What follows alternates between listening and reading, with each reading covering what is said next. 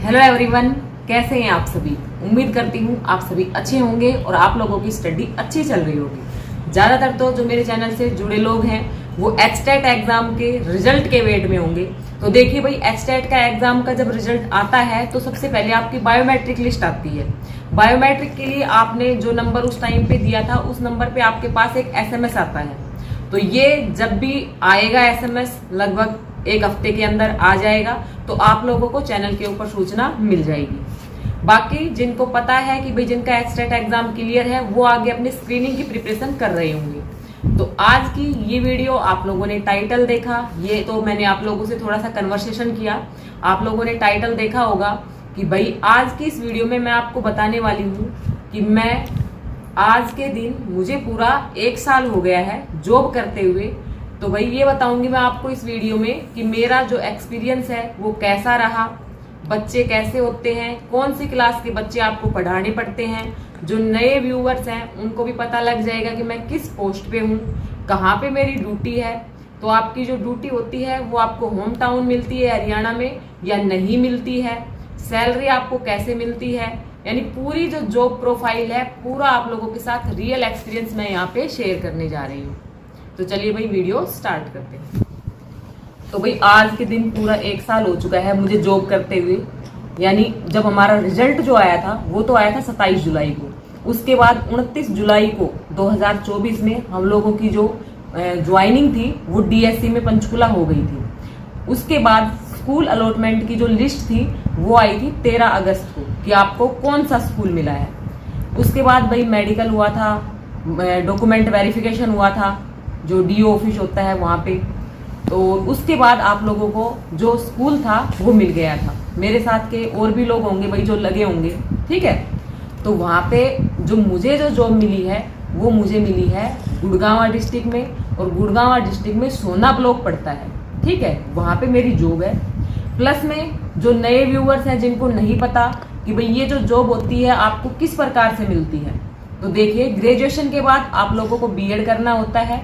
BEd के बाद आप लोगों को एचटेट टीजीटी लेवल का एग्जाम क्वालिफाई करना पड़ता है, तब आप हरियाणा में टीजीटी शिक्षक बनने के लिए एलिजिबल हो जाते हो। और उसके बाद आप लोगों का स्क्रीनिंग का एग्जाम होता है। इसमें कोई भी इंटरव्यू नहीं होता है। स्क्रीनिंग के एग्जाम के बाद अगर आप लोग मेरिट में आते हो, 2 गुणा को डॉक्यूमेंट वेरिफिकेशन के लिए बुलाया गया था, उसके बाद रिजल्ट निकाला गया था। तो इस प्रकार से ये पूरा प्रोसेस रहा था। तो यहाँ पे तो मैंने आपको ओवरव्यू दे दिया है कि भाई अगर आपको हरियाणा में टीजीटी बनना है तो आप इस पूरे प्रोसेस से गुजरने के बाद हरियाणा में एक टीजीटी टीचर बन जाते हो, जो कि 6 to 8th क्लास पढ़ाने के लिए एलिजिबल होता है। सब्जेक्ट आपका जो भी सब्जेक्ट आप लोगों ने ग्रेजुएशन में ले रखा था, जिस सब्जेक्ट से आप लोगों ने बीएड की थी, उसके अंदर आपका 50% क्राइटेरिया होना जरूरी होता है। पूरा प्रोसेस होता है हरियाणा के अंदर आपको टीजीटी टीचर बनना होता है उसके लिए। अब मैं यहाँ पे एक बात और ऐड करना चाहूंगी कि सबसे पहला जो आपके पास मेन जो फेस आता है वो आपका आता है भाई एचटेट के एग्जाम का। तो एचटेट के एग्जाम के लिए आप लोग मेरी प्लेलिस्ट को देख सकते हो, वहां पे मैंने मोर देन एनफ करवा रखा है कि आप लोगों का जो एचटेट का एग्जाम है वहां से आप लोगों का क्वालिफाई हो सकता है। तो एक बार अगर आप लोग चैनल पर नए आए हैं तो उसको भी जाकर के आप लोग जरूर देख लीजिएगा। साथ में स्क्रीनिंग के भी जब भी भैया आपके फॉर्म निकलेंगे तो उसकी भी मैं आपको तैयारी मैंने पहले भी करवाई थी और अब भी मैं आपको करवाऊंगी। और उसी के साथ में मैंने फ्री प्लेलिस्ट भी आप लोगों को दे रखी है चैनल के ऊपर। आपको टीजीटी स्क्रीनिंग की भी आप लोगों को प्लेलिस्ट मिल जाएगी, तो वहां से आप लोग अपनी तैयारी कर सकते हैं। अब भाई जो मेरा आज का जो मेन टॉपिक है, देखो कुछ पॉइंट्स मैंने यहाँ पे लिख रखे हैं जो पॉइंट्स मुझे बताने थे। तो भाई एक तो बात करते हैं कि भाई जो इसमें जो आप लोगों को जो पोस्टिंग मिलती है वो किस हिसाब से मिलती है। तो उसके अंदर एज जो होती है वो बहुत ज्यादा मैटर करती है। एज के आपके पॉइंट्स होते हैं। लेडीज को 10 पॉइंट्स लेडीज होने के मिलते हैं भाई, ठीक है, जो आपकी पोस्टिंग मिलती है उसमें। प्लस में आप लोगों की एज देखी जाती है।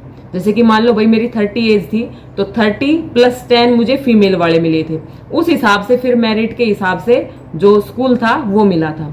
तो मैंने जो प्रीफ्रेंस थी मैंने सिर्फ 12 ही प्रीफ्रेंस डाली थी, और वो 12 प्रीफ्रेंस मैंने ऐसे डाली थी कि मेरे सारे 10-15 किलोमीटर के दायरे में थी। तो उनमें से मुझे एक भी नहीं मिली ड्यू टू एज इशू। मुझे जो स्टेशन मिला वो मेरी चॉइस का नहीं था। एनीवेयर कैटेगरी में मुझे स्टेशन मिला था। अब आपको पता लग गया। उसके बाद भाई क्या होता है कि अब मैं आपको यहाँ पे ट्रांसफर की बता देती हूँ। तो भाई ट्रांसफर का सरकार के हाथ में है, बता तो रहे हैं कि भाई हो जाएगा। अब देखो जब होता है तब मैं आपको बताऊंगी। तो पूरे 1 साल मैं एक ही स्कूल में काम कर रही हूँ, तो वहां का जो मेरा एक्सपीरियंस है बहुत ही अच्छा रहा है और मुझे उम्मीद है कि भाई आगे भी अच्छा ही रहेगा।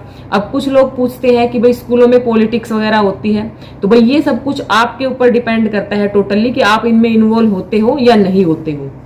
ठीक है।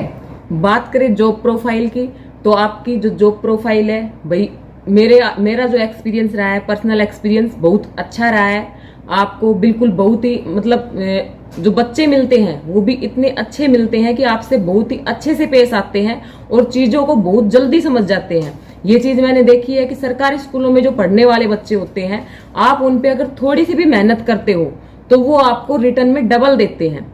तो अपना काम भाई ईमानदारी से करो, बहुत अच्छी जॉब है। और मेरा जो अब तक का पूरा जो 1 साल का एक्सपीरियंस है बहुत अच्छा रहा है। अगर बात करें सैलरी की, तो सैलरी भी आप लोगों को टाइम पे मिल जाती है, ऐसा कोई इश्यू नहीं रहता है। 1 से 5 तारीख के बीच में आप लोगों की सैलरी आ जाती है। आपको बच्चों से जुड़े रहने का मौका मिलता है। टीचिंग वाली जॉब में सबसे ज्यादा फायदा यही है कि आप बुढ़ापे तक भी एक बच्चे वाली जो जिंदगी है उसको एंजॉय कर सकते हो। आपका जो बचपन है वो कभी खत्म नहीं होता। आप वहां पे जाने के बाद अपनी सारी टेंशन को भूल जाते हो।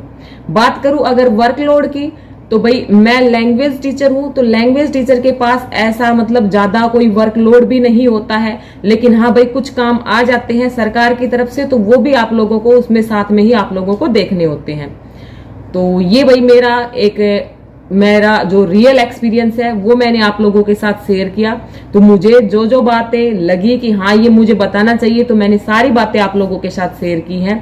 अगर हो सकता है कि कोई और बात आप लोग मुझसे पूछना चाहते हो तो आप लोग कमेंट में बता सकते हो। ये पूरा मेरा 1 साल की जर्नी थी और बिल्कुल बहुत ही अच्छा एक्सपीरियंस रहा है। और अब मैं ऐसी उम्मीद करती हूँ कि आप लोग भी, जो लोग भी तैयारी में लगे हुए हैं, वैकेंसीज आए और आप लोग भी अपने एम को अचीव करें। Thanks for watching this video.